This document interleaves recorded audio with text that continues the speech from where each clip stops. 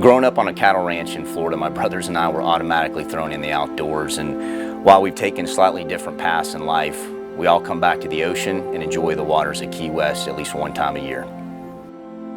Since I was a kid, I either had a bow or a fishing pole in my hand and cherished every second I could be hunting in the woods or fishing on the water.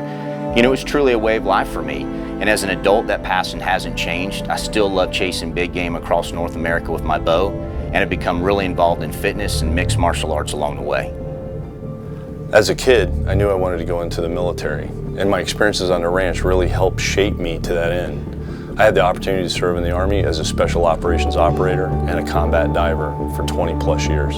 Since I was a kid, I've been coming down to the Keys. And during that time, I fell in love with free diving and spearfishing. I've also become a Maui dive instructor and technical diver. After retiring out of the military, I've had the opportunity to dive all around the world, but I always find time to get back down to Key West to spend time with my brothers. Most people's first thought of the ocean is beautiful waves, water, and sea life. And while those things are true, over the years we've come to know and recognize that the ocean can be incredibly difficult. It has its challenges and many unknowns. Based on that, we have a lot of respect for the ocean, because if you don't, she'll kick your ass. You know, my brothers and I are wired a little bit different. We thrive on challenges, pushing ourselves, and we're not afraid to fail. And that's why we come down here to experience all these things, whether it's above the water or below the water, at mile marker 0.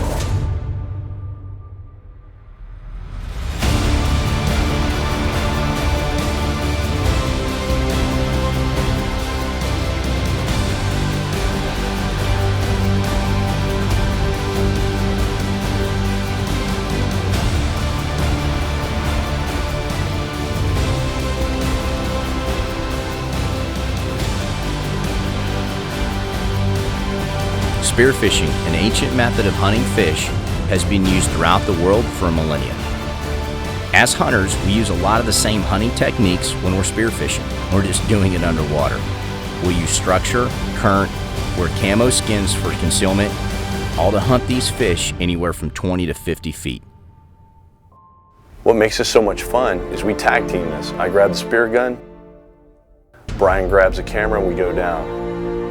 In my mind, we're hunting these fish, and I'm using my ambush and stalking skills.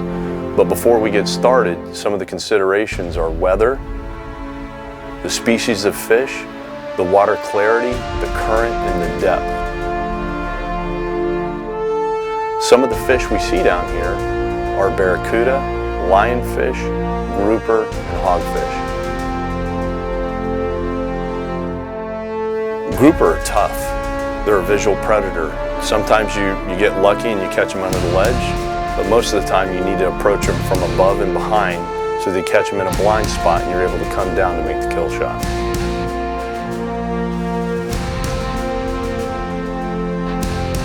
Unfortunately, lionfish are an invasive species in Florida, so I will never pass up an opportunity to kill one. But when I do, I handle them with care because they're a venomous fish. Once I get to the surface, I cut off all their spines, and once I know they're safe to handle, I'll clean it because they are incredible to eat.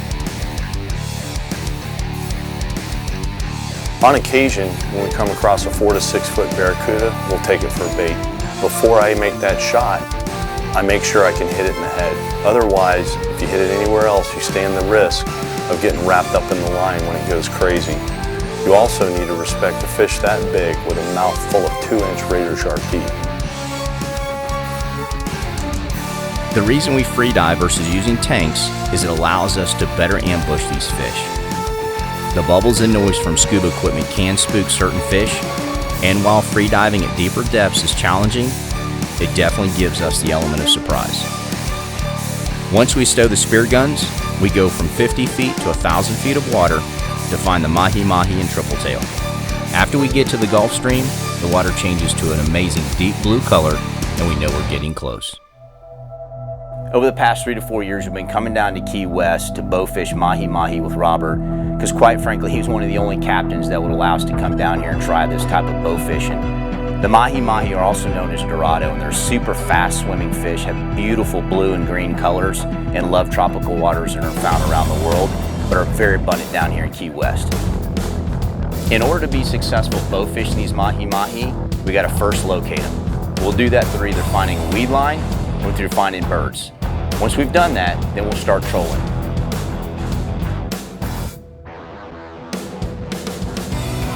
If we get lucky enough to hook up on a single Mahi, we'll reel that fish in, and what typically happens is those schoolies will follow that fish to the boat, and that's when the fun begins.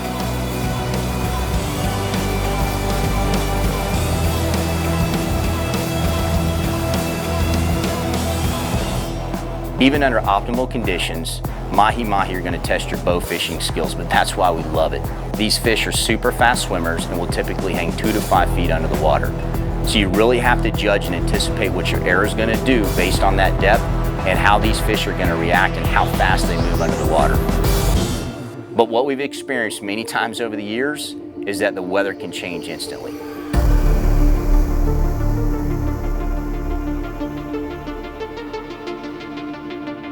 But when the weather does go from good to bad, our approach doesn't change. We still look for birds, weed lines, or structure. And occasionally we do get lucky and find something floating in the water. Believe it or not, a floating pallet in the water can hold a lot of fish, ranging from bait fish to dorado and even triple tail. You know, triple tail are a great fish to eat and you can bow fish them. And normally a fairly easy fish to shoot under normal conditions. But in 10-foot plus seas, it becomes a very different story. It can become chaotic, trying to time the waves, judge how deep these fish are, ensure Mark is a safe distance away with the camera, and I don't fall in the water trying to shoot my bow. Sometimes at the end of the day, the cooler's full of fish, or it's just full of memories.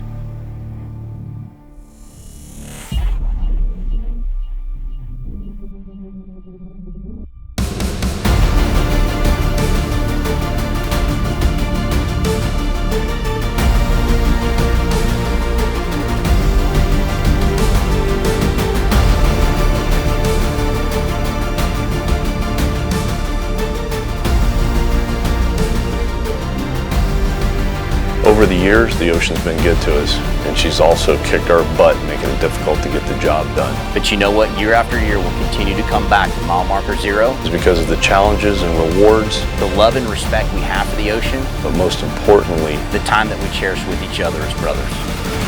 All day long.